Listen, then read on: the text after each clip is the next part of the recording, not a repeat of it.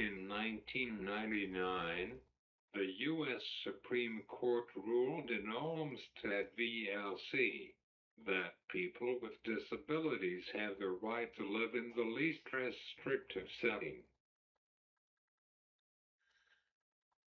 The court said unnecessary institutionalization isn't just bad policy, it's discrimination under the 14th Amendment. That ruling changed lives. It changed my life. And disability rights groups like ADAPT spent decades fighting to make that promise real. They chained themselves to buses, blocked traffic, occupied federal buildings out to make sure disabled people could live in the community instead of being locked away. But here is the thing, that fight isn't history. It's not something we get to look back on and say, glad that's over. Because today, the right to live in the community is under threat again. When I was a baby, my doctor told my family that when your son ceased to be cost-effective both emotionally and financially, he would arrange to put me in St. Anne's Hospital for Crippled Children. Let me translate that. When this child stops being convenient, we will put him away. If my family had listened, I wouldn't have grown up in my home. I wouldn't have grown up in my community.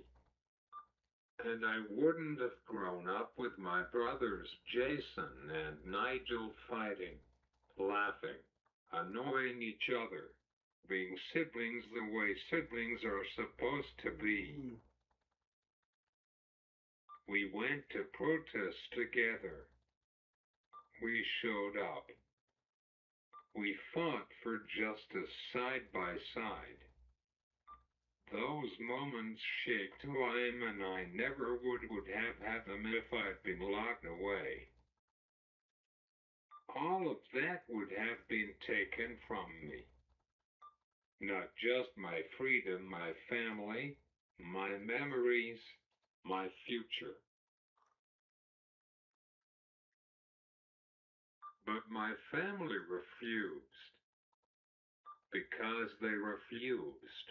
I grew up at home with Jason, with Nigel, with my community, with the chance to live a real life. I was included in regular education with supports. I graduated high school, yes, even without D in biology. I earned a Bachelor of Arts in Political Science. And now I use my voice to educate, advocate, and fight for disability and LGBTQ plus rights. Everything that doctor assumed I couldn't do, I did it. Because I lived in the community, not in an institution. And I'm not special. I'm not an exception. I'm not an inspiration. I am just someone who got the support I needed, support millions of disabled people are still fighting for. But today, that right, the right to live in the community, is under threat again. The same Supreme Court that has already limited the right of privacy is signaling a willingness to weaken Olmstead. And the Department of Justice under President Donald Trump has reinterpreted the decision in ways that put people like me at real risk of being forced back into institutions. This is not paranoia. This is not exaggeration. This is policy. When the DOJ narrows Olmstead, it gives states permission to cut home and community-based services, reduce attendant care hours, cut Medicaid waivers, treat institutions as equivalent to community living, and stop expanding community supports altogether. And when that happens, people like me don't just lose services. We lose our freedom. I receive personal attendant care 7 days a week through my Medicaid waiver. That support is what keeps me in my home.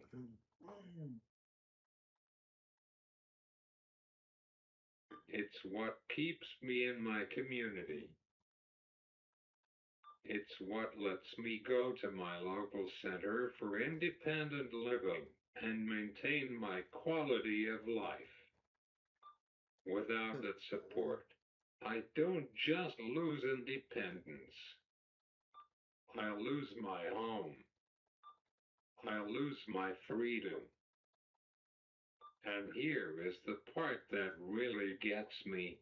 Some Republicans love to talk about freedom and independence while pushing policies that take real freedom and real independence away from disabled people. They talk about Colin Kaepernick kneeling during the national anthem. They talk about drag queen story hours. They talk about pride flags. But all of that is a distraction, a culture war meant to keep people busy while civil rights are dismantled. Sports are entertainment. Books are entertainment. Drag shows are entertainment. Yes, it is nice that your team win, but did you gain anything? No. No. And you know why they focus on the trivial stuff. Because it distracts people from the important stuff. It distracts people from policy. It distracts people from civil rights. It distracts people from the fact that disabled Americans are at risk of losing the right to live in our own homes. When you were arguing about football players kneeling, you were not talking about Medicaid cuts. When you were arguing about drag queens reading books to children or Sesame Street, you are not talking about the weakening of Olmstead. When you were arguing about pride flags, you are not talking about the fact that people like me could be forced back into institutions. And that is the point. Distraction is the point. Because without my Medicaid waiver, without attendant care, without community supports, I don't get to live free.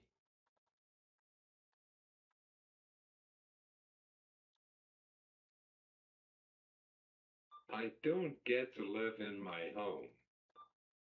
I don't get to live in my community. And like so many disabled people across this country, I could end up institutionalized against my will. Some people don't survive that. And in case anyone needs a civics refresher, the 14th Amendment says, no state may deny to any person within its jurisdiction the equal protection of the laws. That's the foundation of Olmstead.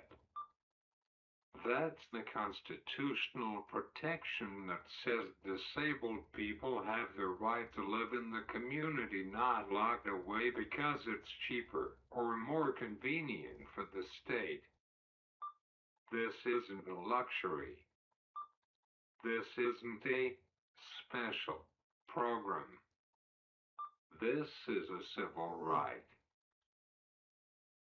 Across the country, disabled people are already being forced into institutions because states refuse to fund home and community-based services. People wait years, sometimes decades, for support. Families are told, we can't help you unless you put your child in a facility. Adults are told, we don't have enough staff to support you at home. Yeah. Now, with the weakening of Olmstead, states have even less incentive to fix it.